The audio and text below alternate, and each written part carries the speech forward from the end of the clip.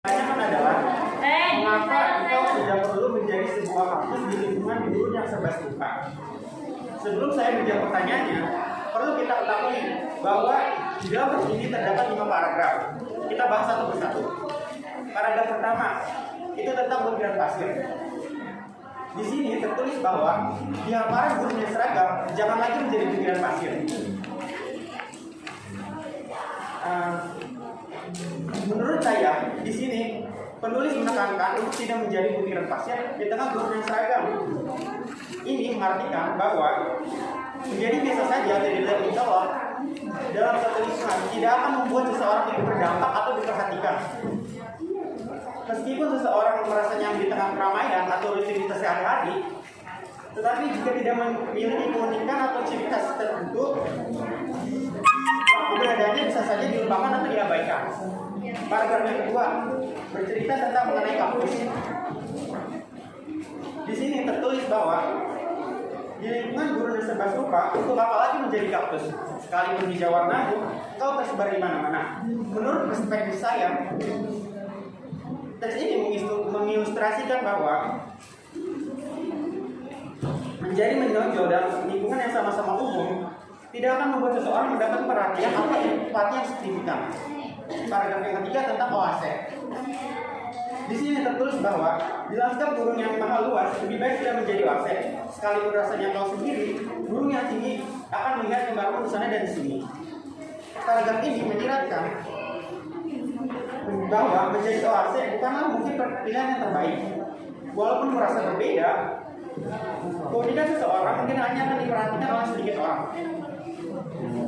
Bahkan dalam luas lingkungan, kehadiran dan nilai perbedaan bisa luput dari perhatian banyak orang. Di paragraf 4 menyatakan bahwa di tengah gurun yang terkembang, jadilah salju. Embun pagi tak akan kalahkan dirimu. Angin malam menggigil ketika melewatimu. Oase akan jengah, kapus akan berperangan.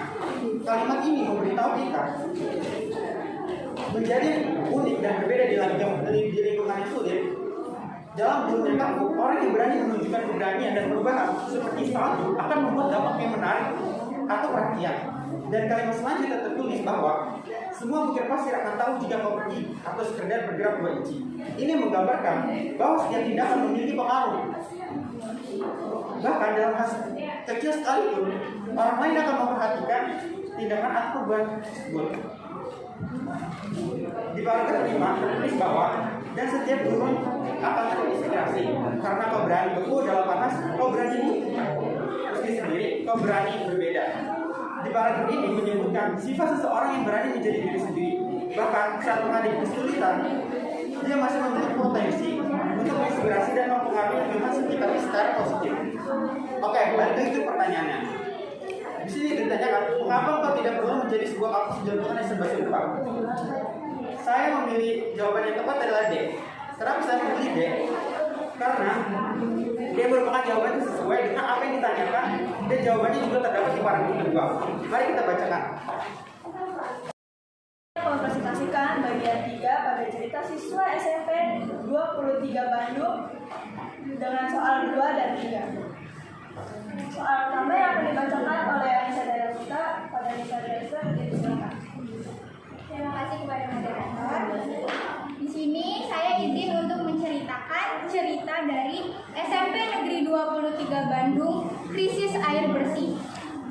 Berangkat dari keprihatinan siswa SMP Negeri 23 Bandung melihat krisis air bersih di sekolah, mereka bereksperimen membuat alat penjernih air sederhana.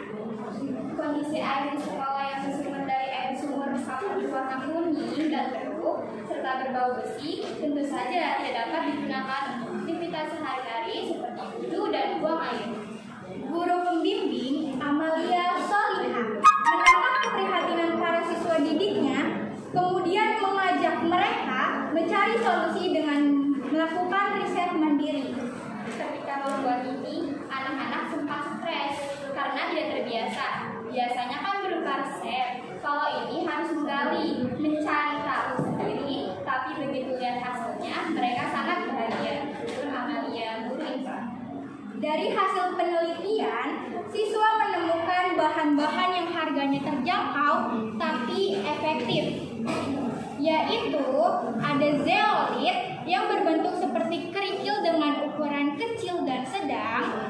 pasir aktif, arang aktif, dan filter akuarium. Bahan-bahan ini kemudian ditakan dan disusun pada wadah yang sudah tidak dipakai seperti botol air mineral atau pipa. Dari percobaan yang dilakukan, susunan paling efektif untuk menjernihkan air yang pertama ada zeolit dengan ukuran sedang. Dengan ukuran kecil dan sedang. Yang kedua ada arang aktif.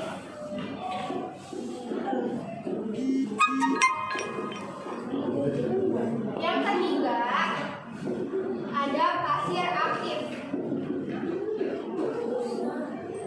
Yang keempat ditutup dengan zeolit ukuran sedang.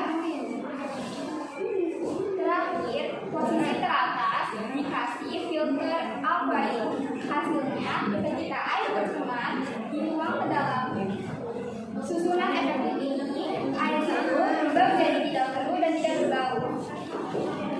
Air juga dapat mengalir dengan lancar, tidak mengalami penyumbatan. Bukan sekedar efektif, namun bahan-bahan tersebut harganya pun terjangkau sehingga terbeli oleh siswa. Masing-masing bahan tersebut harganya berkisar antara 3.000 hingga 2.000 rupiah. Kalau kita lihat di internet, harga liter itu 2 juta. Tidak mungkin terbeli oleh anak-anak saya yang keluarganya menengah ke bawah. Ungkap Amalia. Selain dapat dirasakan langsung manfaatnya, hasil pembelajaran STEM siswa SMP Negeri 23 Bandung ini juga sering kali diikutkan pada ekspos karya pelajar baik tingkat kota, provinsi maupun nasional. Tidak puas hanya sampai di sini, Amalia ingin para siswa dapat mengemas penjernih air dalam wadah menarik sehingga memiliki nilai yang ekonomis. Lumayan untuk pemasukan membantu ekonomi keluarga mereka, para pekerja. Keterangan tambahan, STM atau Sains Teknologi Engineer Matematik atau Sains Teknologi Teknik dan Matematika merupakan istilah yang dipakai dalam kelompok pelajaran akademik untuk menunjang pengembangan sains dan teknologi. Selanjutnya terdapat soal dalam kitab tersebut, yaitu sebutkan 2 bahan yang efektif menjernihkan air sesuai dengan informasi yang tersedia di dalam teks. Jawabannya akan dijelaskan oleh Wulandari. Pada Wulandari, silakan untuk berbicara. Nah, jadi jawabannya dari teks yang telah kami teliti, terdapat 3 bahan yang efektif, bukan 2 bahan. Bahan tersebut yaitu zeolit, pasir aktif, dan arang aktif. Kenapa bahan tersebut bisa efektif? Karena yang pertama ekonomis atau harganya terjangkau, sehingga para siswa mampu untuk membeli. Yang kedua, air yang keruh bisa menjadi jernih dan melancarkan aliran air, jadi tidak menyumbat. Yang ketiga, terbukti seringkali para siswa memakai untuk mengekspos karya mereka. Terima kasih. Soal selanjutnya, pasangkan urutan paragraf yang ada di lajur kiri dengan pokok pembahasannya secara tepat. Di sini saya mau memasangkan paragraf yang ada pada pokok pembahasan berikut ini. Yang pertama adalah bagian A, merancang karya yang efektif dan terjangkau. Menurut kelompok kami adalah paragraf yang pertama, karena terdapat teks yang menunjukkan guru pembimbing memperhatikan para siswa dirinya kemudian mengajak mencari solusi dengan melakukan riset akademis.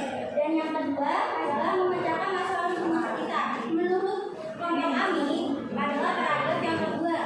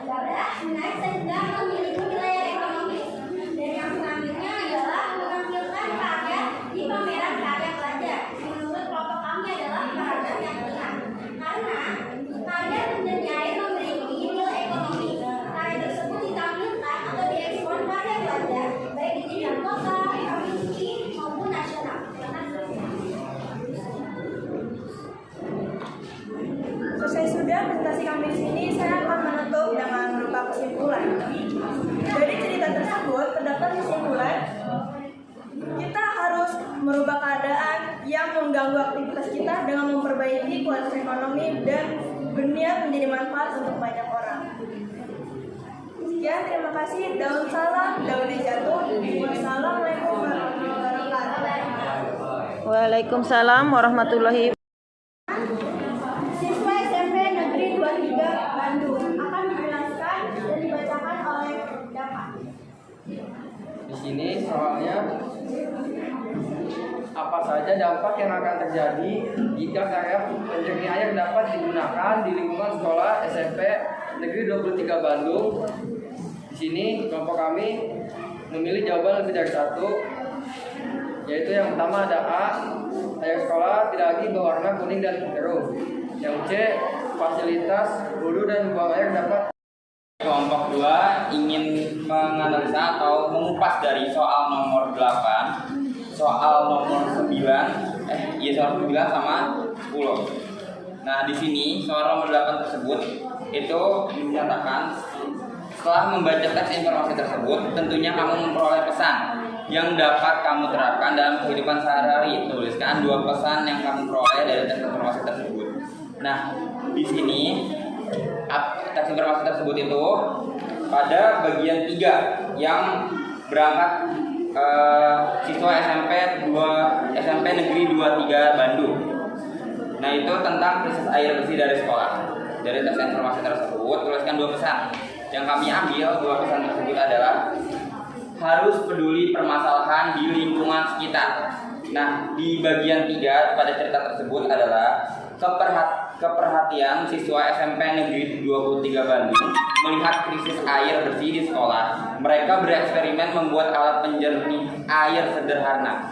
Maka siswa SMP Negeri 23 Bandung ini peduli terhadap permasalahan di lingkungan sekitar karena air yang kotor, jadi mereka peduli untuk menciptakan alat penjernih. Lalu kita perlu bisa berinovasi dalam kata inovasi tersebut. Di sini siswa-siswi SMP Negeri 23 Bandung ini berinovasi nih menciptakan alat penjernih. Untuk menjelaskan dan memaparkannya, kami terlebih dahulu akan memperkenalkan diri kami masing-masing. Perkenalkan, nama saya Kezia Priscilia Natasha. Di sini saya mempunyai tugas untuk menjadi moderator. Di sini saya Feria Putri akan membaca, menjelaskan dan memaparkan soal nomor 8. UMKM perlu didukung oleh sumber daya manusia yang memiliki kemampuan untuk menjalankan sebuah usaha karena perkenalkan, nama saya Ramiza Nasifa. Saya di sini bertugas untuk membaca, menjelaskan dan memaparkan soal nomor 29. Saya Sally. Di sini saya mempunyai tugas untuk memaparkan, menjelaskan, membacakan soal nomor 30. Saya di sini akan menjelaskan. Saya Marisa Musamida, bertugas sebagai penutup setelah semua dijelaskan. Baik, kami sudah memperkenalkan dari kami masing-masing. Selanjutnya kami akan masuk di topik utamanya, yaitu menjelaskan dan memaparkan tentang cerita pendek peran usaha mikro kecil dan menengah atau UMKM dan tentang cerpen kami yang sedang mencari kerja tanpa izin. Pertama, kami akan membahas soal nomor 28 yang akan dijelaskan dan dibacakan oleh Koiria. Kepada Koiria, waktu dan tempat dipersilakan. Baik, di sini ada soal nomor 28, yaitu UMKM perlu didukung oleh sumber daya manusia yang memiliki kemampuan untuk menjalankan sebuah usaha. Karena di sini kami menjawab B. Diperlukan keterampilan agar usaha yang dijalankan dapat bertahan dan berkembang. Menurut kelompok ini, untuk menjalankan sebuah usaha